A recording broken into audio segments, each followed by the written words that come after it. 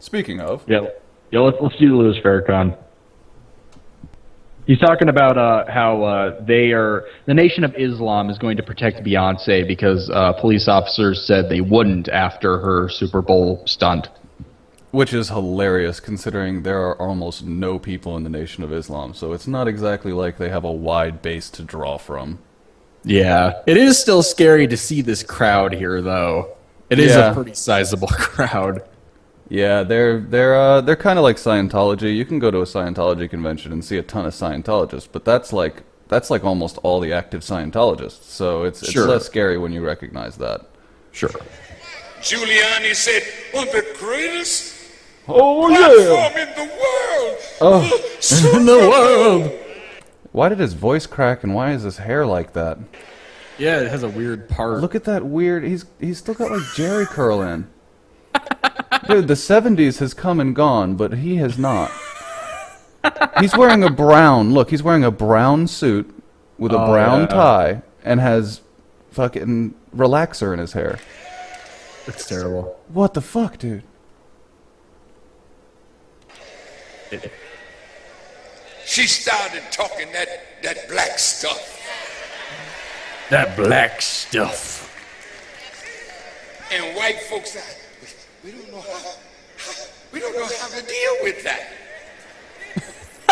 Well, you talk. Yeah. Yeah, no, and the ultimate irony is that I love that there's another YouTuber named Baz, and I don't agree with even everything he says, but his analysis of the reaction to the Beyoncé video was dead on. It's actually kind of insulting to take the Beyoncé song as a quote-unquote black anthem. She talks about mostly herself. It's like 95% Beyoncé is awesome. And then maybe 10% I also happen to be black. I mean, the only line in the entire thing... people are awesome. More like I'm awesome because I'm... Part of why I'm awesome is because I'm black. Yeah, well, and it was even just a message of self-affirmation and self-love, and people are calling it a black anthem. I'm like, I don't know. I would say Nelly's Southern Grammar was more of a fucking cultural anthem than Beyonce's was. It's this idea that, oh, there's the who is, an elevated star. Therefore, everything they do is a reflection of my ethnic group. That's what it is. Because she is black, no matter what she does, it is for the empowerment of black people in their mind. Yeah, and I find that bizarre because it is implicit in the concept of groupthink. You have to see yourself as part of that group to feel anything from that. When a German guy does something or a Scot does something, I don't think it's representative of me, and that's bizarre. It is. It is extremely bizarre, and it's scary because they put so much faith into these idols. When some of these people go bad, like let's say that the black community had really gotten behind Chris Brown, even more so than they did, because he's famous. Yeah. And then he acted violently and like, we lifted this guy up as the golden boy. He's the exception. He's not like a gangbanger. And then he's beating women. Shit. Yeah, it's not scary. good. You're putting all of your eggs into one basket in that case. How about just find some identity within yourself and quit being such a fucking robot? Yeah, no doubt. That would be helpful, wouldn't it? It would, I don't think it's too much to ask for people to be independent and form their own identities. I think if you can't do that, then you have severely failed in life. Yeah, well, and it's, again, the people that draw on these secondary identities tend to have not had a first one, and also tend to not be the top caliber intellects. Sure. They tend to be like, okay, I have to draw my strength or my power from something. Because otherwise they have very little. They're not leaders. Yeah, it's depressing to me. About us everywhere we went about the Holocaust. Godwin's law. But we had sympathy for you. But when one of us showed... What? Did he just say that like did he just say we don't bring up the Holocaust while bringing up the Holocaust? His argument is that we feel bad for you white folks because of the Holocaust. Why can't you feel bad for us? But I'm not sure. Is that really his point? Because it's just such a weird way to make it. Yeah, it is. It is. It's a very, very, very bizarre, especially from him, it's a very weird way to make it. I mean, the Nation of Islam breeds some of the strongest anti-Semites in the nation. Yeah. So how would they feel? So he's basically, I guess that does make sense. He's now saying the people that we actually hate, we feel bad for.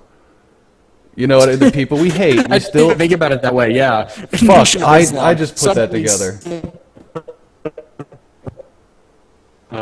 What a nutty thing to say. Oh, well. It is. Oh, yeah, we can keep going. Some independence. Look at how you treating Beyoncé now. Ugh. You gonna pick it? You're not gonna offer her police protection? But the FOI will. Well, go ahead. I honestly wish you luck. That, you know, it's so scary because it's like vigilante justice. Well, the coming from irony these is, people. the irony is they're only like 30, 35, maybe 40 years behind because this is something first and foremost the KKK used to do all the time. But ignoring that and even bringing it to a more recent time, the Hells Angels used to provide security for concerts and stuff in the 1970s because the police wouldn't, because the people that went to the concerts were almost implicitly criminals. I mean, they were That's really hippies interesting. and they were dope smoking hippies and, you know, acid freaks, and the cops weren't going to be there and try and keep everything orderly. So for certain outdoor concerts, they called in the Hells Angels, and the Hells Angels ended up, you know, enacting their own form of justice. So, you know, I'm sure that there's nothing that can go wrong with mob rule. Everything will be fine. Yeah, no, nothing goes wrong when you point your own justice system. It'll all work out. Nah, Especially these guys. Look at how you treating Beyonce. Yeah. The cops won't protect. The cops probably won't protect her because she shat all over them. It might have something to do with that. Well, not only that, but it's not a requirement. It is actually a courtesy that the police officers provide that duty to concerts. Yes. It's not a requirement. It's a courtesy. And if you're not going to show them courtesy, they're not required to show you courtesy. I mean, it's an unfortunate side effect to being a dick. I accept it. I'm a dick. I don't expect courtesy in return. Yeah. Everyone should tweet hate messages to Hagbard. Yes. Fuck Hagbard. Yes, I feed on your hate. I can feel your hatred. Let it flow through you. Unlimited power. Yes, unlimited power. Oh, good timing. Allahu Akbar. Oh God, too many people. Yeah, but like I said, you got to realize that's pretty much the entire Nation of Islam. That's all they got. That's pretty much it. And I mean, if you think about how many mega churches have you seen? Not too many. Oh, no. Mega churches are a big thing in this country. You'll have hundreds of thousands of people in a concert-sized venue in mega churches. So, I mean, he gets one sold-out mega church. There are hundreds of mega churches around the country. It's true. Yeah, they aren't. No, they're not a as sizable important population. or popular as even people online would have you think like this is trending. For whatever reason, Louis Farrakhan is still relevant to people. I don't understand why. I don't know. I hope that I get to see the 10-year period, and I'm not wishing any ill on him, but the 10-year period after his natural passing. I would like to see if the Nation of Islam can maintain some form of coherency. I honestly think that it would split into smaller factions. Yeah. Because he you know, like love him or hate him, he is charismatic. And he's Papa and he Farrakhan. has been for decades. Yeah, and he's held it together, and he's almost, I believe, if he's not the founder, he's one of the founders. Absolutely. Yeah, he's a very pivotal figure in that movement, and without him, I don't know. It's interesting to see how these religious groups continue after the death of their founder. Like Mormonism is an interesting one, and that. Yeah. I don't know. Or even, you know, Islam tier 1, the first Islam that, you know, Muhammad died. I mean, and it continued. Yeah, absolutely. Let's see how we can get more into this. We can finish it up. Why not? Yay! That is black now. Empower! Let's just stop on this image. And I'm not trying to be divisive, but let's just clarify. They're qualifying that as a black woman. I'm not trying to be divisive. I mean, Yeah. like really, in their own social justice warrior things, I think you could almost say that she could be quote unquote, you know, benefiting from some white privilege by her stance. I'm just saying. I know she likes to say that one of her There are a parents... lot of arguments that, like, oh, she might be selling more, you know, albums because she's not as dark as she could be. It's like, she's wearing the Exactly. bullets too. Well, they're kind of like a stylized version of, you know, an ammo bandolier, but they're not even really ammo bandoliers. It's kind of a overreaction to be too concerned about this. The imagery was just what people were bothered by. I was more bothered, honestly, by how shitty the performance was. But maybe that's just me. Again, my issue is really fundamentally the song is not a good song, but that's just... you feel it, girl. This is the music critiquing podcast. You get it, girl. Get it.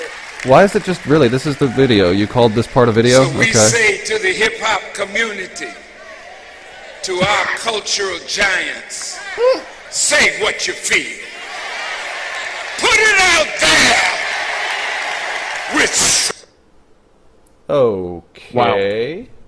Well, it just ended. Amazing. I love it when people put YouTube videos up like that just fucking stop.